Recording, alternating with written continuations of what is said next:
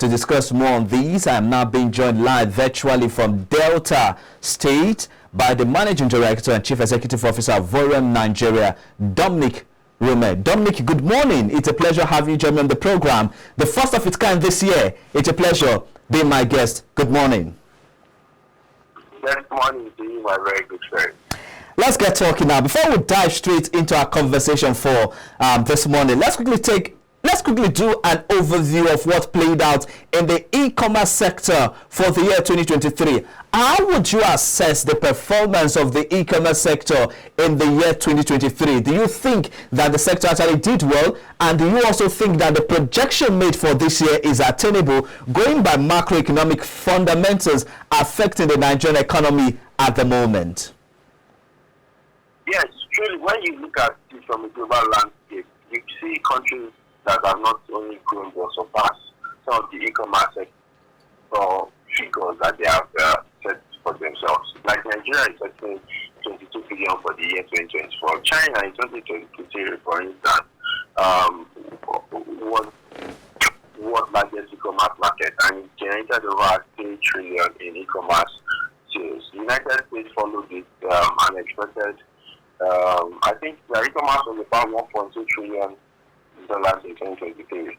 So these countries, they face some challenges that are similar to what Nigeria is facing now, but they were able to still do that astonishing figure. So definitely in 2024 with the advancement in technology, Nigeria should be able to meet that particular figure. All right, so let's look at some of the current challenges now. How do you perceive the current challenges facing the Nigerian e-commerce sector? And what strategies would you propose to address them, considering the projected growth revenue of 22 billion naira in 2024? Well, truly, you can, in the heart of Africa, yes. Let's talk about that story. Like, once upon a time, in the heart of Africa, Nigeria faced the digital revolution. And we already know Nigeria that is a country that has a vibrant culture, bustling cities, and this Nigeria is projected to hit this staggering figure of 22 billion in 2024 now. With this growth, is not something that we confine to just the bustling metropolis, but it is transforming the lives of the secondaries and rural areas. Companies like Jimmy are already at the forefront of this rural e-commerce technology. But however, we can be able to expand this and to make it fast and available online. So we can see that some of the challenges that have actually made e-commerce to be successful was limited internet connectivity, electricity was also now, digital literacy, to be able to interact with this technology. But with challenges come opportunities, and Nigeria is actually rising to the occasion. You can imagine for a country that, for example, with one I pointed about the limited internet connectivity, imagine a country where 31 states remain shrouded in the darkness of analog process. Internet is not so much in about 31 states around this particular country, and you want e-commerce to be able to thrive. We see that the major states that are having the highest level of connectivity is Lagos, Abuja, those states, Port Harcourt, and Delta. So most of these things will actually pose as challenge to e-commerce growth, especially in countries like Nigeria. And we truly want to see a situation where we're able to embrace this opportunity and with our indomitable spirit, innovate, be creative, and then play as it supports it. All right, thank you so much for that insight. Now let's look at the roles that technology and innovation will play in overcoming these potential obstacles. Now, you did mention of some particular states that you think are currently taking the lead when it comes to the adoption of the expansion of e-commerce in Nigeria. How do we get into the feeder land, the rural areas? How do we begin to ensure that rural areas are able to take advantage of the potential of e-commerce and also spread the tentacles as well using technology and innovation? In this story, each and every one of us has a role to play. All right. Like very different. Just like Borem and like Omega is doing their own part in educating people about blockchain, artificial intelligence, technology of the future. Our vision is to be able to connect people to global commerce and to be able to elevate their financial playing field.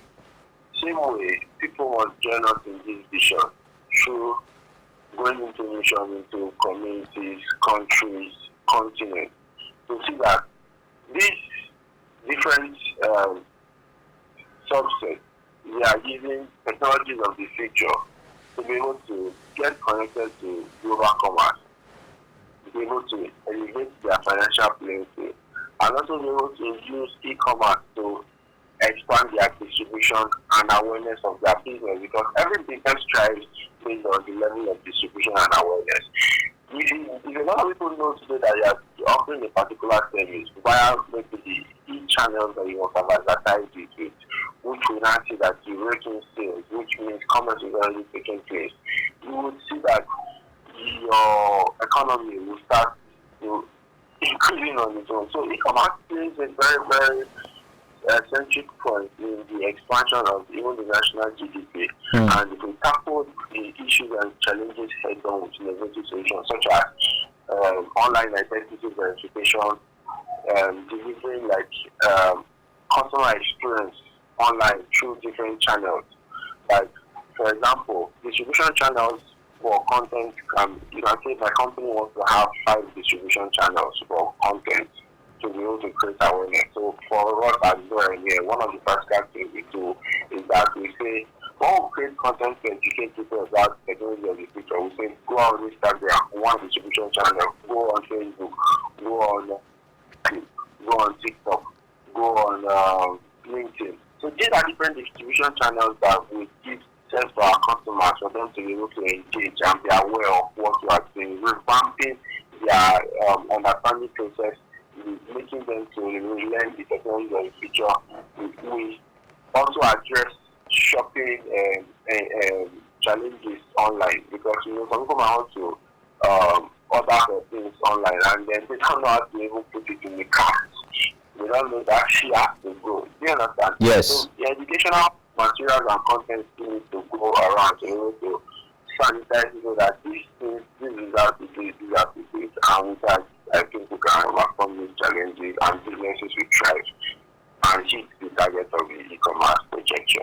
Nice one, Fred. Nice one. Thank you so much. Now, with the advantage and improvement in technology, now we are talking about AI, that's artificial intelligence. How do you think AI will play a pivotal role in advancing the cause of e-commerce in Nigeria? In Africa is a land that would take forefront in benefiting, especially with what they have to offer. Just like once upon a time, blockchain made the transfer of value around the globe to be frictionless. You can be somebody that just has access to the internet, create a wallet, and from that wallet that is a cryptographically encrypted wallet, value can come to you and you sell it any other place in the world. At the point in time, during my travels, I came to understand that one of the most liquid assets in the world, apart from the US dollar, is Bitcoin or digital currency, and AI is quickly using digital currency to be able to satisfy most of its financial transactions. So artificial intelligence is going to play a very large role, especially in advancing what we have here in Africa. For example, you can see artificial intelligence helping to be able to create. So as blockchain may transfer of value to the future, artificial intelligence is making the creation of value in frictionless. How do I mean? More 3D designs can be created, more music content can be created, more movie content can be created, more games can be created using artificial intelligence and sold online through online e-commerce channels like ChatGPT already has the GPT store. So when you create applications, when you create things, when you use artificial intelligence to create value, yeah, with blockchain as technology, maybe you have transferred the value on the blockchain. But now with artificial intelligence, making the value frictionless, and then you are now able to resell that value via a store that's an e-commerce method now. So you see, it is artificial intelligence is going to make. See, in fact, the problem before now was that during the steam revolution, during the financial revolution, a couple of revolutions that are happening in the world, humans have actually caught up with it and beat technology. This, I'm very sure humans will be able to catch up with the technology and be able to beat it. The only fear is that it is happening so fast, extremely fast. The way that this technology is now running because of AI is getting so fast. So human was able to catch up with the technology at that space to be able to really understand it truly. However, the conclusion is that artificial intelligence will help in the creation of and unveiling of Africa's true value identity. Plus, the population in Africa, the young population is very, very much. Yes. And while the young population is ready to get their hands dirty, you know how many young people are just coming to us saying they want to do machine learning, they want to learn blockchain, they want to learn programming, it's so much because we want to offer value truly. The population wants to offer value. And like telling the truth, the market is right.